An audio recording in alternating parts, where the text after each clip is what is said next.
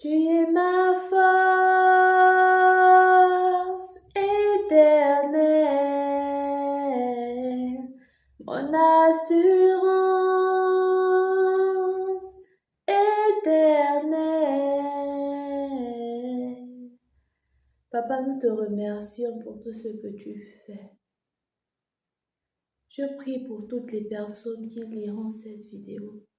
Je prie pour toutes les personnes qui auront l'opportunité de voir cette vidéo, Papa. Guéris ces personnes, visite-les, restaure-les, sèche des larmes, Yahweh. Tu es le Dieu des temps et des circonstances. Nous te faisons confiance. Utilise-moi, Seigneur. Utilise-moi. Au nom de Jésus. Amen. Mbolo et bienvenue dans notre émission. Bienvenue sur cette chaîne. Ici, nous abordons l'analyse des interactions. Et dans cette période, la période de mai jusqu'en juin, pour la période de mai jusqu'en juin, nous allons nous apaisantir sur les relations amoureuses. Nous allons clôturer ce champ de l'analyse des interactions par un séminaire. Le thème que nous allons aborder aujourd'hui est « Quand la promesse tarde ». Quand mon mariage tarde, que faire?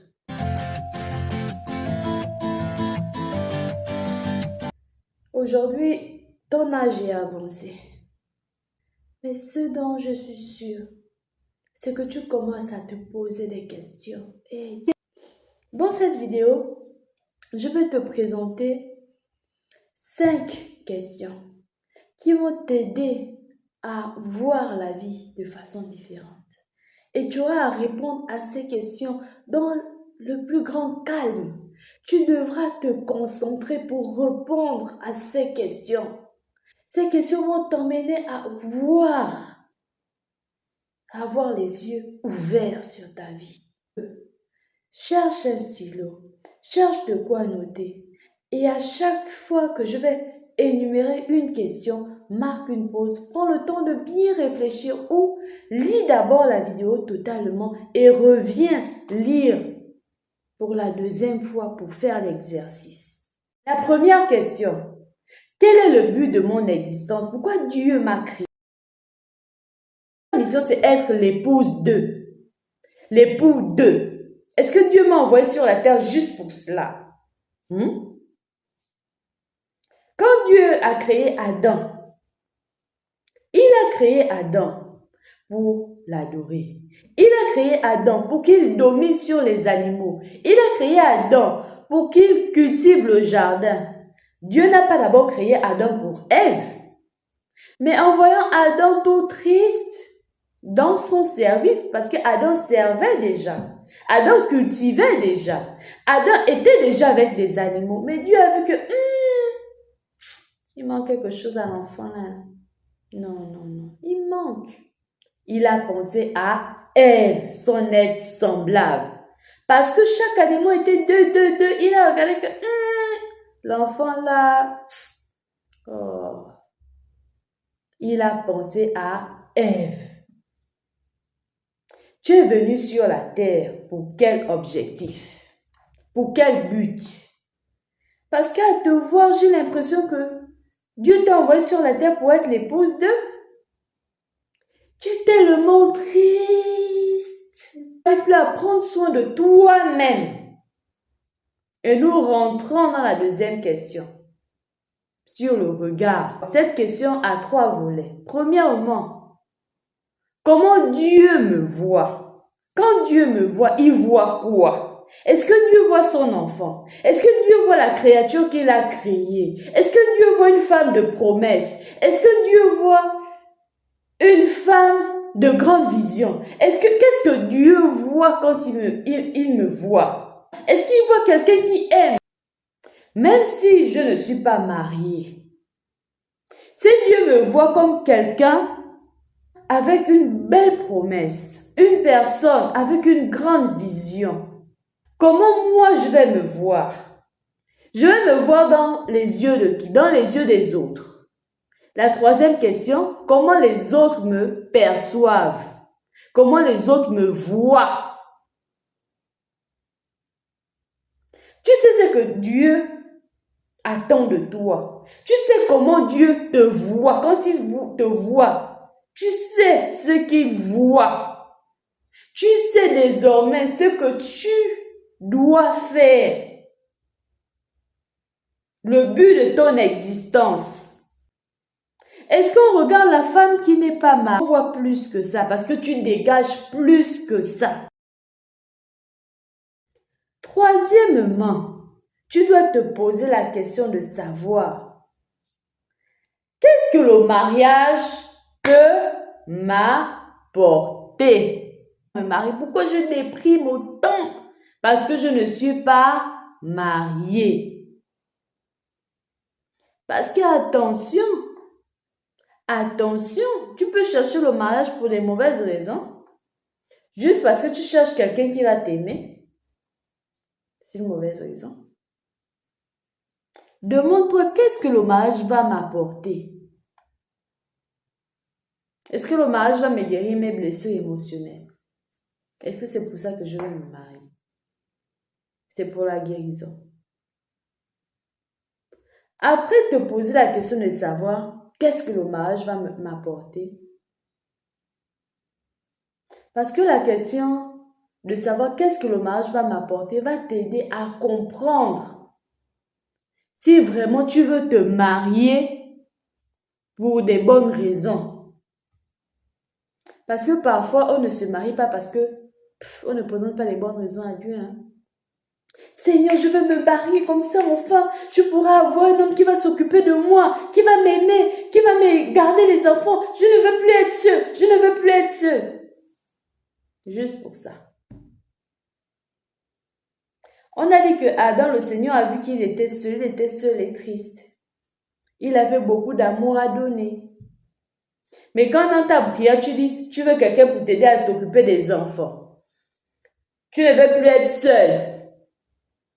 Tu ne veux plus payer le loyer tout seul, les charges. Donc, celui qui arrive là, Seigneur, tu vois un peu. Tu vois un peu. Pose-toi les bonnes questions. Mais c'est bien d'être marié. C'est dans le mariage. Est-ce que c'est seulement par le mariage que je peux atteindre cet objectif? Par exemple, je veux tant me marier parce que c'est difficile, les charges c'est difficile. Si on était deux, ça devait aller.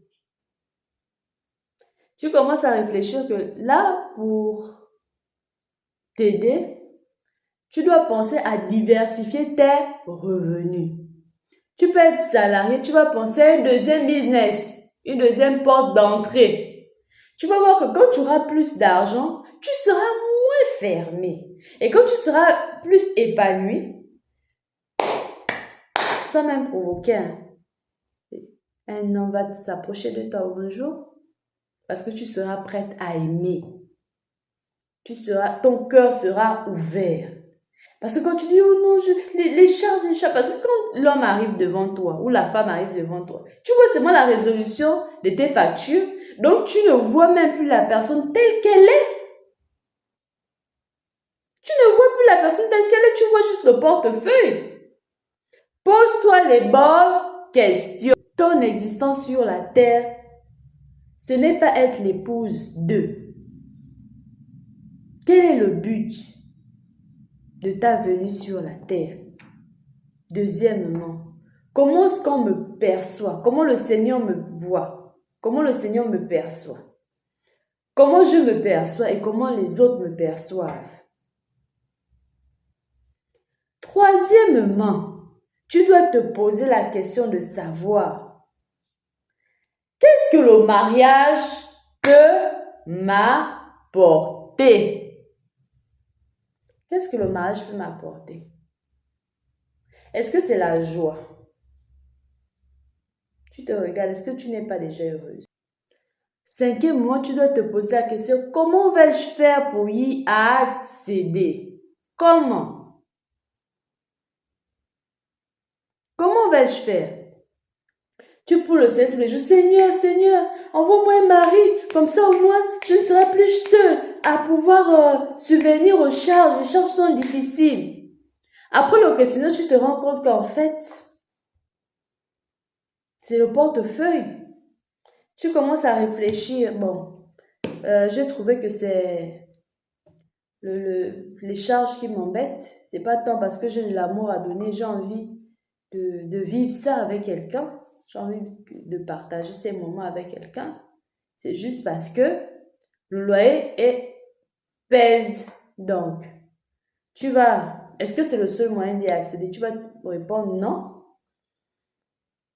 Comment tu vas mettre création d'une deuxième source de revenus? Comment vais-je faire pour y accéder? Tu vas créer une deuxième source de revenus. Tu vas commencer avec un business. Peut-être dans ton milieu professionnel. Peut-être là où tu travailles. Selon la nature de ton business. Tu vois qu'après, tu seras plus détendu. Tu vas même sourire. Tu vas même être... tu ne sais pas que peut-être que ton collègue de travail qui est tous les jours avec toi là, il va te demander en mariage. Mais tellement tu es toujours... Parce que toi, tu ne vois que le portefeuille. En cherchant le portefeuille, tu oublies même que tous les hommes qui sont à côté de toi là, ce sont des hommes. Ce sont des hommes. Ce sont des hommes qui peuvent t'aimer, que tu peux aimer, avec qui vous pouvez construire quelque chose de fort. Pose-toi les bonnes questions. Nous allons récapituler. Premièrement, quel est le but de mon existence? Deuxièmement, comment le Seigneur me voit? Comment je me vois et comment les autres me... Troisièmement, quelles sont les raisons pour lesquelles je veux me marier? Quatrièmement, est-ce le seul moyen d'y accéder? Accéder à ces bénéfices. Cinquièmement, comment vais-je faire pour y accéder? Faites ce questionnaire, faites cet exercice dans le plus grand calme. Dans le plus grand calme. Nous savons que le Seigneur va visiter une personne au nom de Jésus. Le Seigneur va restaurer un cœur au nom de Jésus. Le Seigneur va changer une vie au nom de Jésus. Le Seigneur va changer